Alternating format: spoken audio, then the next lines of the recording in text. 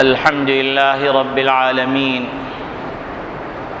والصلاة والسلام على أشرف الأنبياء والمرسلين وخاتم النبيين محمد وعلى آله وصحبه ومن تبعهم بإحسان ودعا بدعوتهم إلى يوم الدين.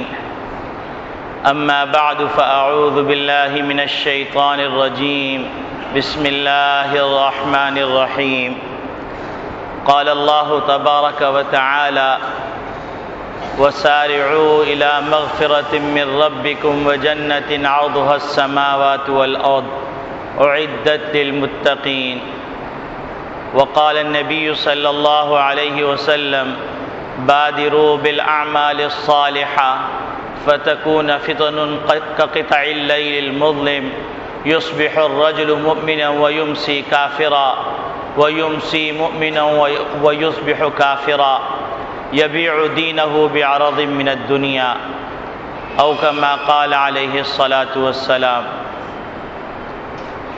میرے محترم بزرگوں، عزیز دوستو، دینی اسلامی بھائیوں، اللہ رب العالمین نے نبی اکرم صلی اللہ علیہ وسلم کے ذریعے سے ایک مکمل نظام حیات عطا فرمایا، اور نبی کریم صلی اللہ علیہ وسلم کی بعثت سے پہلے جو افراتفری تھی، جو پریشانیاں تھیں، ان پریشانیوں کا خاتمہ فرمایا. نبی اکرم صلی اللہ علیہ وسلم نے انسانوں کے جہاں اخلاق درست کیے، وہاں ان کے عقائد بھی درست فرمائے، اور نبی کریم صلی اللہ علیہ وسلم ایک مکمل تہذیب لے کے آئے جو اس زمانے کی جاہلی تہذیب کے مقابلے میں ایک مکمل روشن تہذیب تھی.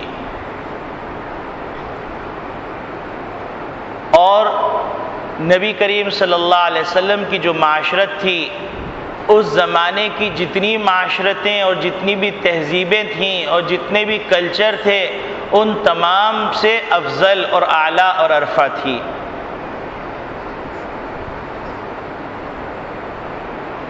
اور رفتہ رفتہ یہ دعوت جزیرۃ العرب سے نکل کر آفاق میں پھیل گئی،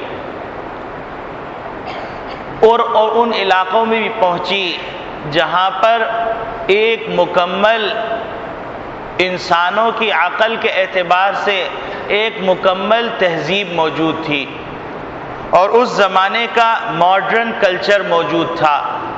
ایک طرف رومن امپائر تھا، دوسری طرف پرشین امپائر تھا، اور دونوں کے پاس ایک مکمل تہذیب تھی، مکمل ایک دستور تھا، مکمل ایک کلچر تھا، مکمل ایک آئین تھا.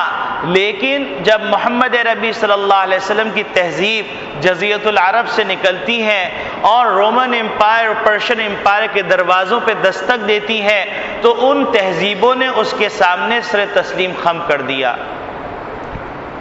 اور انسانوں نے دیکھا کہ اس وقت کے جو روشن خیال تھے، اس وقت کے جو ماڈرن کلچر کے علمبردار تھے، انہیں بھی اس بات کا اعتراف کیا کہ محمد عربی صلی اللہ علیہ وسلم کی تہذیب ایک مکمل اور روشن تہذیب ہے.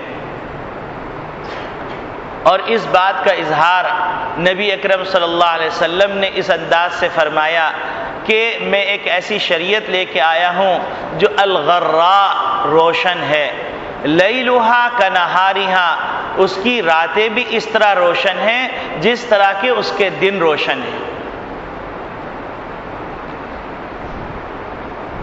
موجودہ زمانے میں، جس زمانے میں ہم لوگ رہ رہے ہیں، چل رہے ہیں، پھر رہے ہیں، کھا رہے ہیں، اپنی معاشرت گزار رہے ہیں، تو اس زمانے کے اندر بھی تہذیبوں کا ٹکراؤ ہے.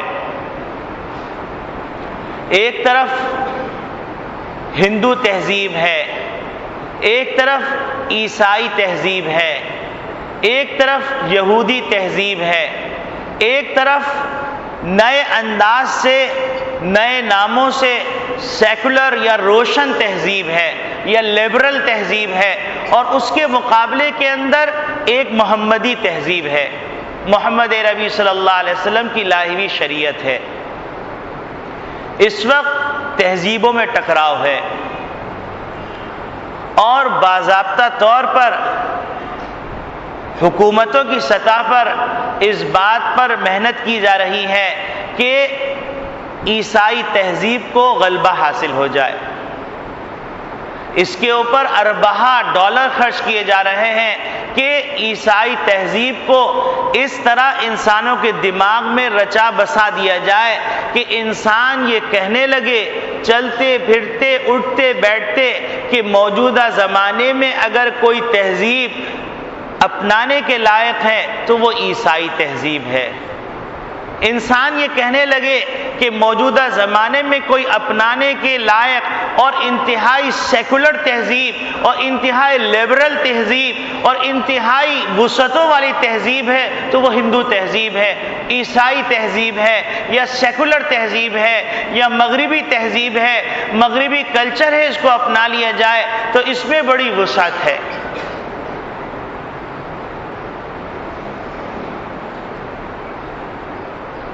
یہی وجہ ہے کہ نبی کریم صلی اللہ علیہ وسلم نے اپنی امت کو اس طرح کے فتنوں سے آگاہ کر دیا تھا، مختلف انداز سے، مختلف پیرائے میں۔ کبھی نبی کریم صلی اللہ علیہ وسلم یوں فرماتے ہیں کہ بادروا بالاعمال الصالحہ فتکون فتن کقطع اللیل المظلم، دیکھو نیک اعمال جلدی جلدی کر لو، نیک اعمال کے اندر جلدی کرو، تیزی دکھاؤ، کیونکہ فتنے کا زمانہ آنے والا ہے۔ اور فتنے بھی کیسے؟ کہ قطع اللیل المظلم، جیسے اندھیری رات کی تاریکی کے ٹکڑے ہوتے ہیں کہ عصر کے وقت، عصر کے بعد اندھیرا شروع ہوتا ہے، مغرب کے وقت تھوڑا اندھیرا، پھر عشاء کے وقت تھوڑا اور زیادہ اندھیرا، اور عشاء کے بعد مزید تاریکی پھیل جاتی ہے۔ تو کوئی آدمی یہ سمجھے کہ میں عصر کے وقت روشنی کا انتظار کر رہا ہوں تو وہ روشنی نہیں آئے گی بلکہ اندھیرے کا آغاز ہوگا، کقطع اللیل المظلم۔ اور ان تاریکیوں میں ہوگا کیا؟ ان تاریکیوں میں انسانوں کا کیا حال ہوگا؟ تو نبی کریم صلی اللہ علیہ وسلم فرماتے ہیں یصبح الرجل مؤمنا ویمسی کافرا، ایک آدمی صبح ایمان کی حالت میں کرے گا لیکن اس کی شام کفر کی حالت میں ہو جائے گی۔ یمسی مؤمنا ویصبح کافرا، اور اگر شام اس کی ایمان کی حالت میں ہوئی ہے تو صبح اس کی کفر کی حالت میں ہو جائے گی۔ یہ سب کیسے ہوگا؟ تو اگر ہم غور کریں تو ہم کو نظر آتا ہے کہ ذرائع ابلاغ کے ذریعے سے اور مختلف تدابیر کے ذریعے سے اور میڈیا کی طاقت کے ذریعے سے اور چرب زبانی کے ذریعے سے اور اس قسم کے اسکالرز اور تھنکرز کی اسپیچز کی وجہ سے، جس کے اندر بظاہر تو لگ رہا ہوگا کہ یہ ایمانی دعوت دے رہے ہیں، بظاہر تو لگ رہا ہوگا کہ یہ اسلام کے علم بردار ہیں، لیکن پس پردہ وہ مغربی اہل کار ہوں گے، اور ان کا کام یہ ہوگا کہ وہ اس قسم کے شوشے، اس قسم کے سوالات چھوڑتے ہوئے چلے جائیں گے جو ذہنوں کے اندر انتشار پیدا کر دے گا۔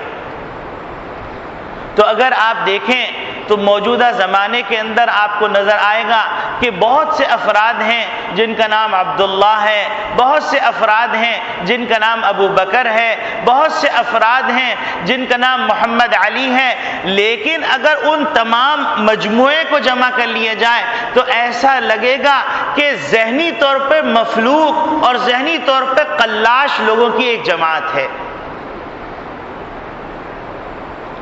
ایسے افراد کا مجموعہ ہے جو فکری طور پر مرتد ہو گئے۔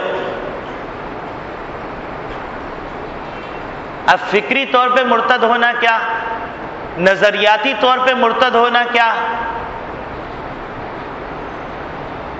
اگر آپ دیکھیے تو آپ کو نظر آئے گا کہ نماز بھی پڑھ رہے ہیں، روزہ بھی رکھ لیتے ہیں رمضان میں، اور حج بھی کر لیتے ہیں، عمرہ بھی کر لیتے ہیں، لیکن میڈیا کے ذریعے سے اس قسم کے شکوک و شبہات دماغ کے اندر پیدا ہو گئے کہ اللہ رب العالمین کے احکامات پر، رسول اکرم صلی اللہ علیہ وسلم کے قوانین پر اعتماد نہیں رہا، شکوک پیدا ہو گئے کہ پتہ نہیں یہ مصلحت کے مطابق بات ہے یا مصلحت کے خلاف بات ہے۔ اور کسی آدمی کا نافرمان ہونا اور چیز ہے، اور کسی آدمی کا باغی ہونا اور چیز ہے۔ یہ کیا بات ہوئی؟ تو اس کو قرآن کے اندر ہم دیکھتے ہیں کہ قرآن میں کیا کہا گیا۔ قرآن کریم میں اللہ رب العالمین ارشاد فرماتے ہیں، ان اللہ لا یغفر ان یشرک بہ ویغفر ما دون ذلک لمن یشاء۔ اللہ شرک کے علاوہ سارے گناہوں کو معاف فرما دیتے ہیں۔ یعنی اگر کسی آدمی نے نماز چھوڑ دی اور ایک وقت میں اس کو احساس ہو گیا، اس نے توبہ کر لی، تو اللہ رب العالمین کے ہاں توبہ کے دروازے کھلے ہوئے ہیں، اللہ اس کو معاف فرما دیں گے، اور وہ اگلی زندگی حضور کے طریقے کے مطابق گزارے، اور پچھلی زندگی کے اندر جو نمازیں چھوٹ گئی ہیں ان کا حساب کر کے ہر نماز کے ساتھ ایک ایک نماز پڑھتا چلا جائے، زندگی میں کبھی اس کی پچھلی نمازیں ادا ہو جائیں گی۔ اسی طرح روزوں کا معاملہ ہے، اسی طرح زکوٰۃ کا معاملہ ہے، اسی طرح حج کا معاملہ ہے کہ اگر گناہ ہو گیا توبہ کر لیجئے، اگر پہلے حج نہیں کیا اب حج کر لیجئے، صاحب نصاب اگر آپ ہیں اور حج کی جو شرائط ہیں وہ پوری ہو گئی۔ اس کے برخلاف اللہ رب العالمین نے ابلیس کو کہا کہ اے ابلیس، تو آدم علیہ السلام کو سجدہ کر لے۔ اب آپ یہاں پر ملاحظہ فرمائیے کہ ابلیس کو بھی کہا گیا سجدہ کر لو، اور انسان کو بھی کہا گیا کہ 5 وقت سجدہ کرو۔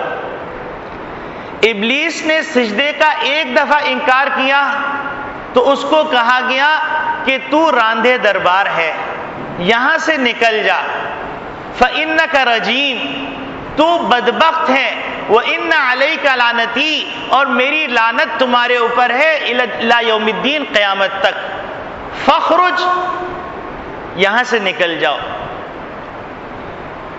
ایک مسلمان دن میں کتنی دفعہ سجدے چھوڑتا ہے؟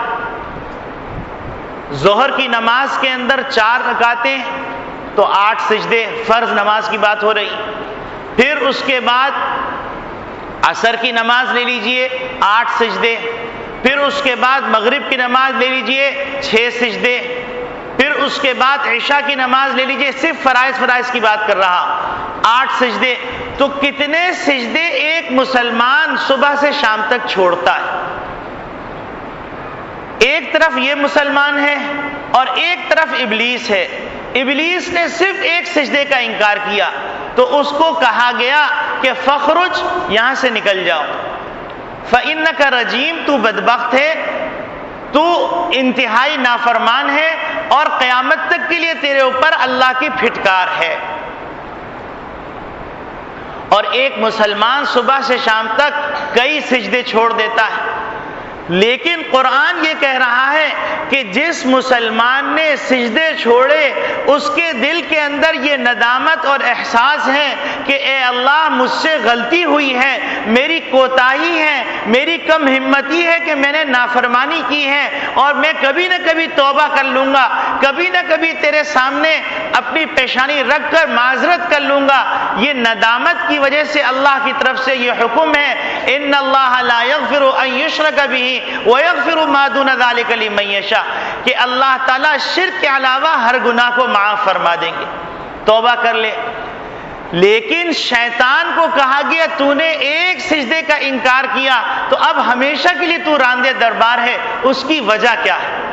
اس کی وجہ یہ ہے کہ وہ فکری طور پر باغی تھا، نظریاتی طور پہ باغی تھا۔ وہ کیسے معلوم ہوا؟ وہ ایسے معلوم ہوا کہ اللہ رب العالمین سے وہ کہنے لگا کہ خلقتنی من نار وخلقتہ من طین، کہ لاجیکلی اعتبار سے میں آپ کو ریزن دے رہا ہوں کہ میں سجدہ کیوں نہیں کر رہا۔ اس لیے نہیں کر رہا کہ آپ نے مجھے آگ سے پیدا کیا اور آدم کو مٹی سے پیدا کیا، آگ افضل ہے اور مٹی مفضول ہے، تو افضل مفضول کو کیسے سجدہ کر سکتی ہے؟ تو یہ لاجیکلی طور پر، سائنٹیفک طور پر، یہ عقلی طور پر، حکمت کے طور پر یہ خلاف بات ہے، لہذا میں سجدہ نہیں کر رہا۔ تو یہاں پر وہ آدمی، وہ ابلیس شیطان تھا، وہ بدبخت تھا اور ہمیشہ کے لیے راندے دربار قرار دے دیا گیا۔ تو اب آپ سوچئے کہ ایک طرف ایک مسلمان ہے، وہ معصیت کر رہا ہے لیکن احساس ہے، اور دوسری طرف ایک مسلمان ایسا ہے کہ اس کے دل و دماغ کے اندر اسلام پر شکوک و شبہات پیدا کر دیے گئے۔ تو بتلائیے، اگر وہ یہ کہیں کہ زنا کے اوپر جو حد مقرر کی گئی ہے یہ عقل کے خلاف ہے، یہ لاجیکلی بات نہیں ہے، شراب کی جو سزا مقرر کی گئی ہے یہ لاجیکلی بات نہیں ہے، اسی طریقے سے دیگر احکامات وہ عقل میں نہیں آ رہے۔ ہاں میں مسلمان ہوں لیکن میں روشن خیال ہوں، میں مسلمان ہوں لیکن میں لیبرل ہوں، میں مسلمان ہوں لیکن میں شدت پسند نہیں، میں مسلمان ہوں لیکن میں اس طرح کا مسلمان نہیں ہوں، میں ذرا ٹپیکل مسلمان ہوں، میں ذرا سائنٹیفک مسلمان۔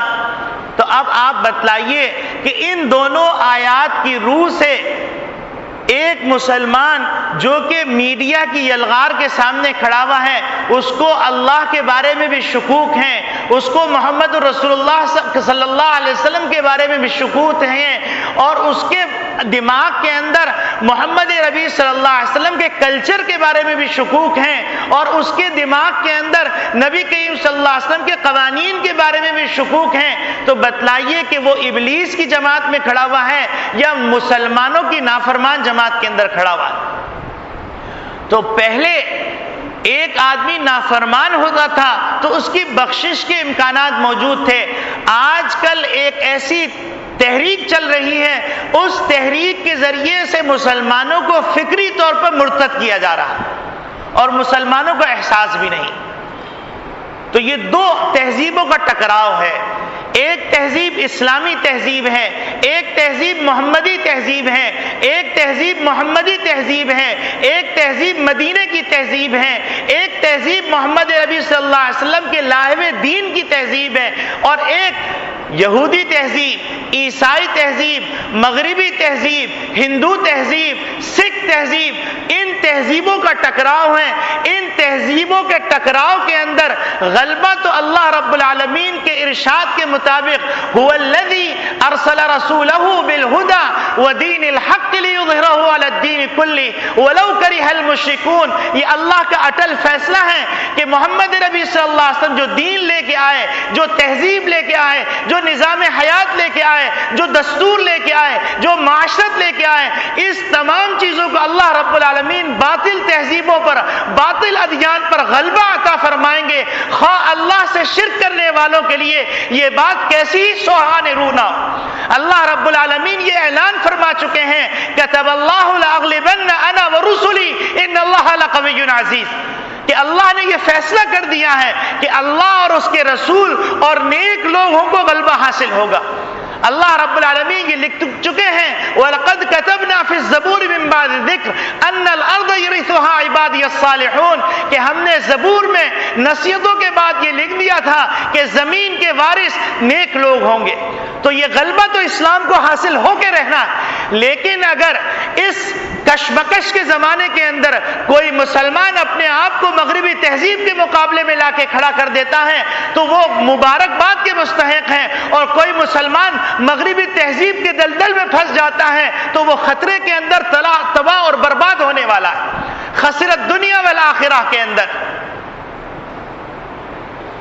اور اللہ رب العالمین نے ایسے لوگوں کا ذکر بھی فرما دیا ہے، قُلْ هَلْ أُنَبِّئُكُمْ بِالْأَخْسَرِينَ أَعْمَالًا، کہ محمد ربی صلی اللہ علیہ وسلم امت محمدیہ کو کہہ دیجئے کہ میں تمہیں نہ بتلا دوں ایسے لوگوں کے بارے میں جو اعمال کے اعتبار سے بڑے نقصان کے اندر ہے۔ الذین ضل سعیہم فی الحیاۃ الدنیا ویحسبون انہم یحسنون صنعا، ان کی ساری نیکیاں، ساری کاوشیں برباد ہو گئیں اور وہ یہ سمجھ رہے ہیں کہ ہم اچھے کام کر رہے ہیں۔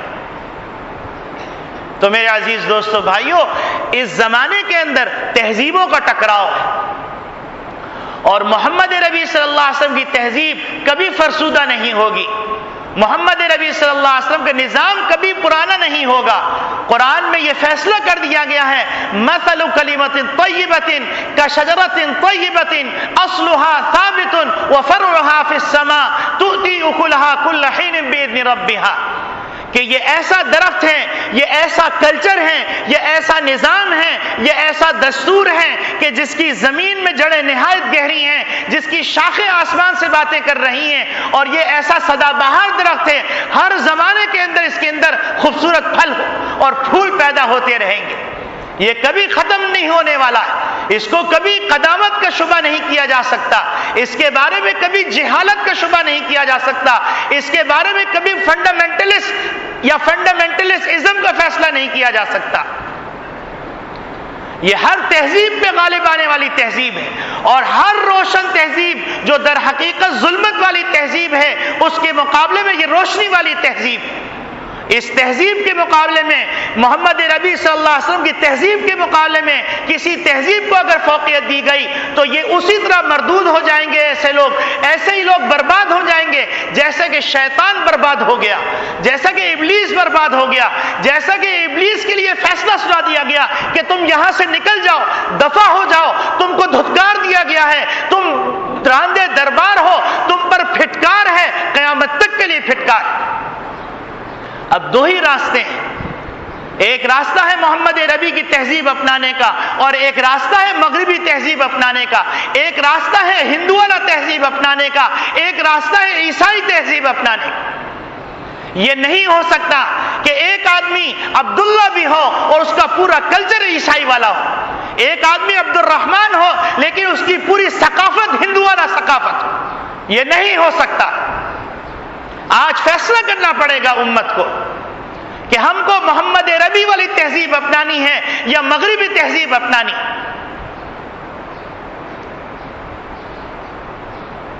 اور میرے عزیز دوستو بھائیو، روشن تہذیب محمد عربی کی تہذیب ہے۔ یہ کیسے ممکن ہے؟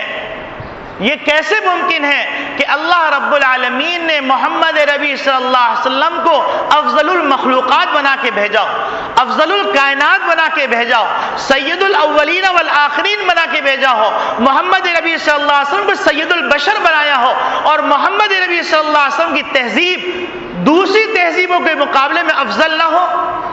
قسم خدا کی یہ نہیں ہو سکتا، کلا و حاشا یہ نہیں ہو سکتا۔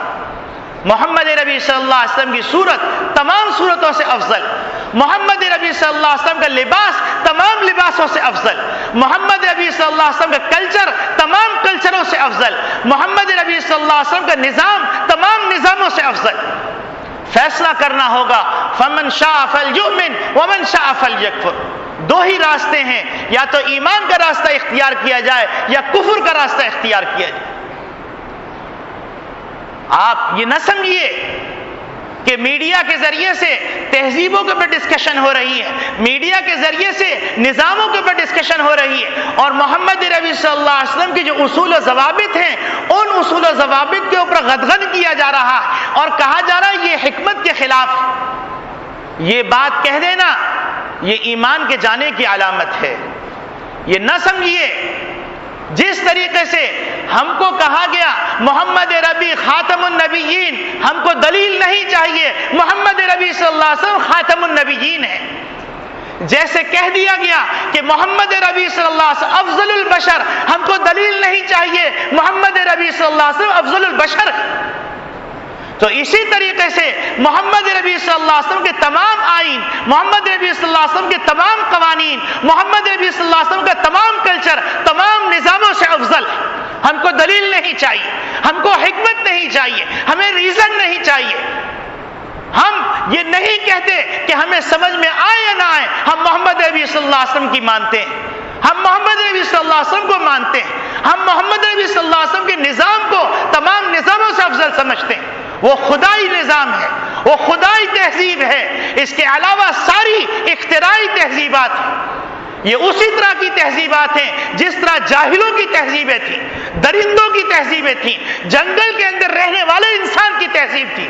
محمد نبی صلی اللہ علیہ وسلم کی تہذیب نے اس زمانے کے رومن امپائر کو زیر کیا، اس زمانے کے پرشین امپائر کو زیر کیا۔ قسم خدا کی آج بھی محمد نبی صلی اللہ علیہ وسلم کی تہذیب تمام تہذیبوں میں غالب آ کر رہے گی۔ اب سوچنا یہ ہے کہ ہم کس صف میں جا کے کھڑے ہوں۔ یہ کیسے ہو سکتا ہے کہ نام محمد عبداللہ، شکل جیزس کی، شکل جوزف کی، شکل رام دیال کی، یہ کیسے ہو سکتا ہے کہ نام عبداللہ اور اس کا لباس محمد نبی صلی اللہ علیہ وسلم کے باغیوں والا، نام عبداللہ اس کی شادیاں ہندوانہ طریقے پر، نام عبداللہ اس کی خوشی محمد نبی صلی اللہ علیہ وسلم کی خوشیوں اور سنتوں کا مذاق اڑا کر۔ قسم خدا کی یہ ممکن نہیں۔ کوئی آدمی اگر یہ سمجھ رہا ہے کہ میں کچھ یہاں سے لے لوں، کچھ یہاں سے لے لوں، کچھ یہاں سے لے لوں تو میں دنیا کے اندر بھی سرخرو ہو جاؤں گا، آخرت میں بھی سرخرو ہو جاؤں گا، کلا وحاشا، ایسا نہیں ہوگا۔ سیدھا راستہ اختیار کرنا ہوگا۔ اور پھر جب تہذیبوں کا ٹکراؤ ہو اور جب پوری کوشش ایک تہذیب کے مقابلے میں دوسری تہذیب کے غلبے کی ہو، اس کے اندر ہمیں اظہار کرنا پڑے گا محمد نبی صلی اللہ علیہ وسلم کی تہذیب کا۔ یہ ایمانی تقاضا ہے، یہ ایمان کی علامت ہے۔ اور اگر کہیں پر شرمندگی کا احساس ہو رہا ہے تو ایمان کو ٹٹولو بھائیو، کسی اللہ والے کے ہاتھ پر جا کے بیعت کر لو اور اس سے کہو کہ مجھے میرے ایمان کے بارے میں مجھے شکوک پیدا ہو گئے، میرا ایمان مجھے لگ رہا ہے کمزور ہو گیا، کہیں ایسا نہ ہو دجالی فتنے کے جو جال برے جا رہے ہیں اس فتنے کے جالوں کے اندر میں کس نہ دیا جاؤں۔ تو میرے عزیز دوستو بھائیو، محمد نبی صلی اللہ علیہ وسلم فرما رہے ہیں کہ ایسا زمانہ آ جائے گا کہ اندھیری رات کے ٹکڑوں کی طرح فتنے آ رہے ہوں گے۔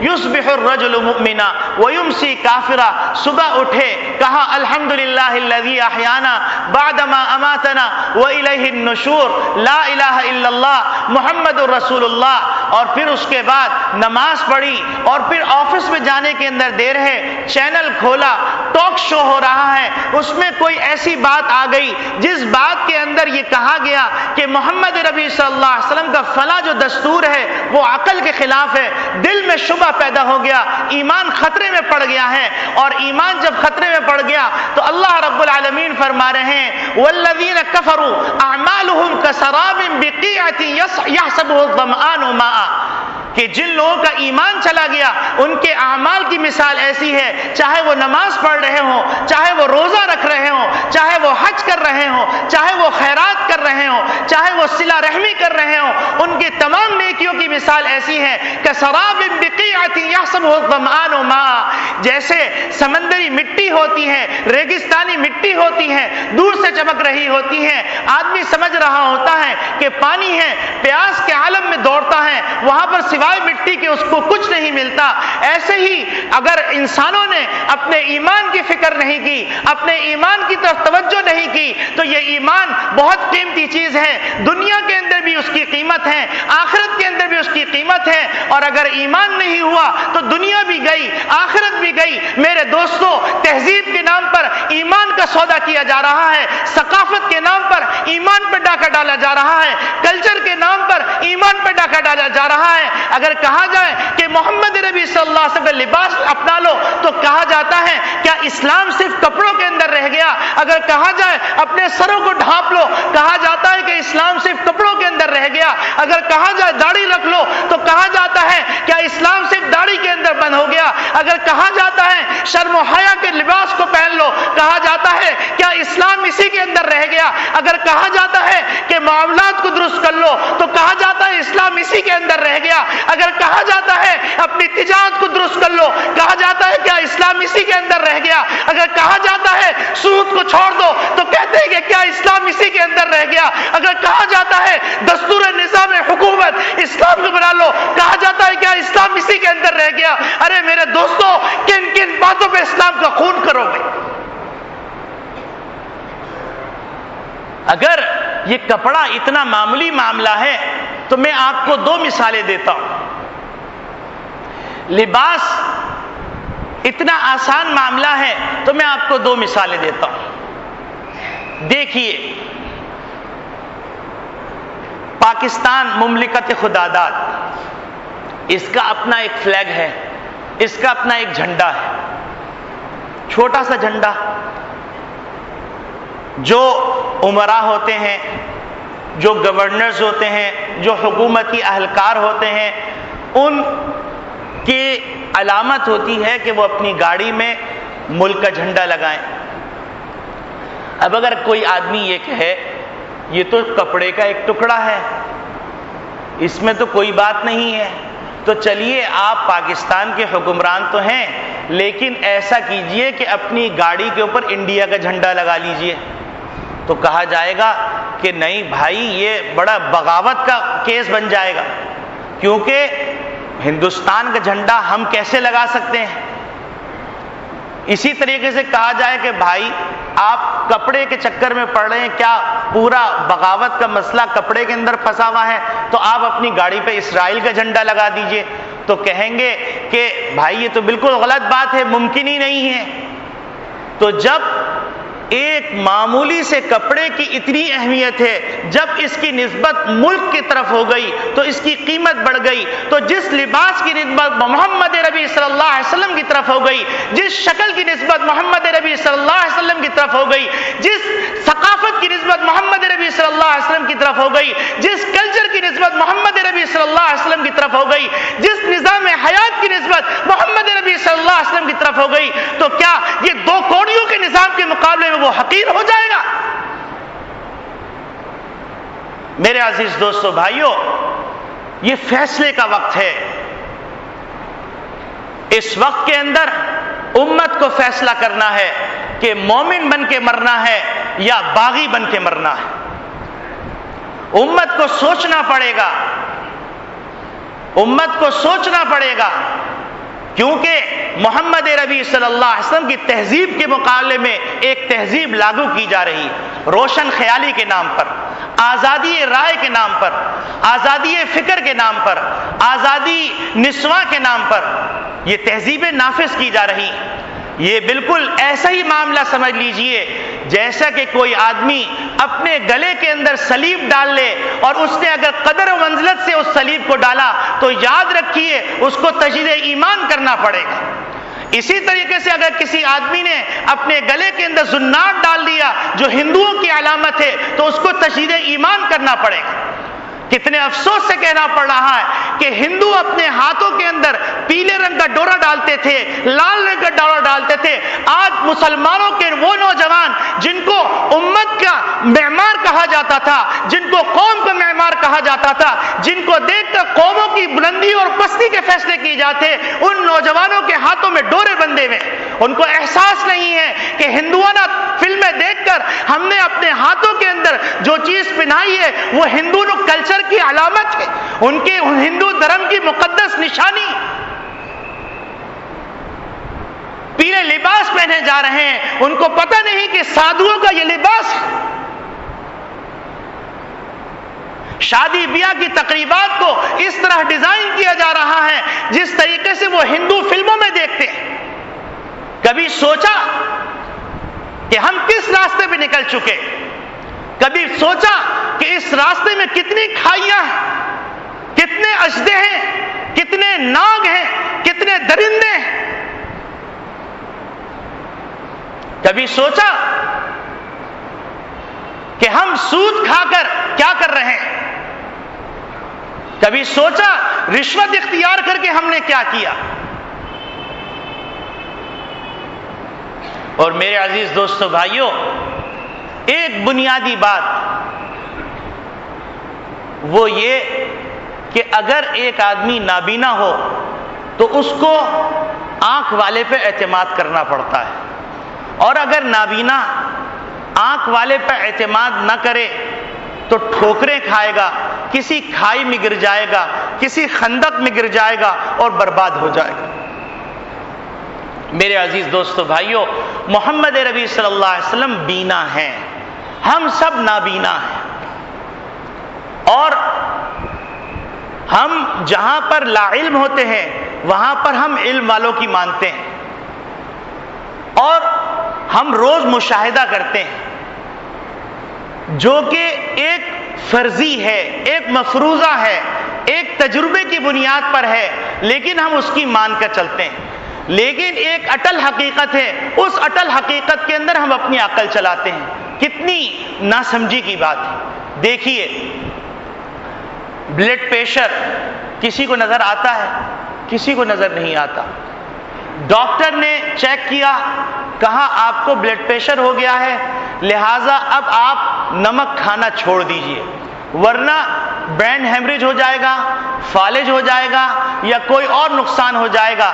تو ہم یہ سمجھتے ہیں کہ وہ ڈاکٹر علم والا ہے، ہم لا علم ہیں، تو لہٰذا ہم اس کی بات مان لیتے ہیں۔ اگر کوئی دوست، کوئی چاہنے والا زبردستی بھی کھلانا چاہے تو کہتے ہیں میاں کیا تم مجھ سے دشمنی کر رہے ہو؟ ایک مثال۔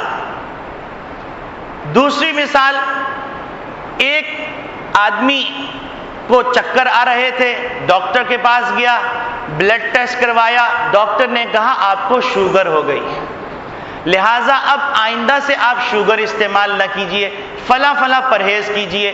تو ہم جیسے انسان کہتے ہیں کہ ڈاکٹر تجربے کار ہے، وہ باعلم ہے، میں لا علم ہوں، لہٰذا میں ان تمام چیزوں کو چھوڑ دوں گا۔ اب دیکھنے میں یہ بھی آئے گا کہ ہماری مٹھائی کی دکان بھی ہے، لوگوں کو مٹھائی بھی فروخت کر رہے ہیں، لیکن اتنی سی مٹھائی کا ٹکڑا اٹھا کے ہم نہیں کھاتے کہ ڈاکٹر نے منع کر دیا۔ اب اس کے مقابلے میں یہ تو ہماری دنیا کی مثال ہو گئی۔ اب ہم چلتے ہیں روحانیت کے میدان کے اندر۔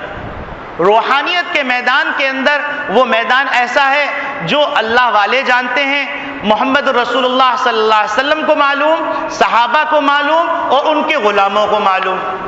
ہم اس میدان میں نابینا ہیں۔ مثال کے طور پر ایک واقعہ، ایک دفعہ حضرت عمر خطاب رضی اللہ تعالیٰ عنہ ممبر پہ تشریف فرما تھے، فارس کے اندر جنگ ہو رہی تھی۔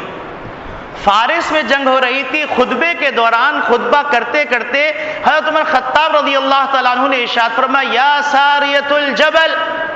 تو اب سب لوگ حیران رہ گئے کہ یہ خطبے میں ایک نیا جملہ کیسے آ گیا، اور اس زمانے کے اندر اس بات کو عقل سے تسلیم ہی نہیں کیا جاتا تھا۔ لوگ مذاق اڑانے لگے کہ جنگ ہو رہی ہے فارس کے اندر، اور عمر خطاب رضی اللہ تعالیٰ عنہ کہتے ہیں کہ میں نے یہاں پر جو ساریۃ الجبل کہا، یہ اس لیے کہا کہ وہاں پر جنگ کے اندر پہاڑ کی طرف سے فوج غافل تھی، تو کمانڈر ان چیف کو میں نے ہدایات دی اور میں نے کہا یا ساریۃ الجبل، کہ اے ساریہ جو کمانڈر ان چیف ہے پہاڑ کی طرف توجہ کرو۔ انہوں نے پہاڑ کی طرف توجہ کی، اللہ رب العالمین نے فتح عطا فرما دی۔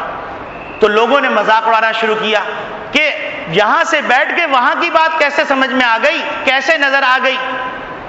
چونکہ انسان روحانیت کے میدان کے اندر نابلد تھا تو انسان کو یہ بات بڑی عجیب لگی، تو مذاق اڑانے لگے۔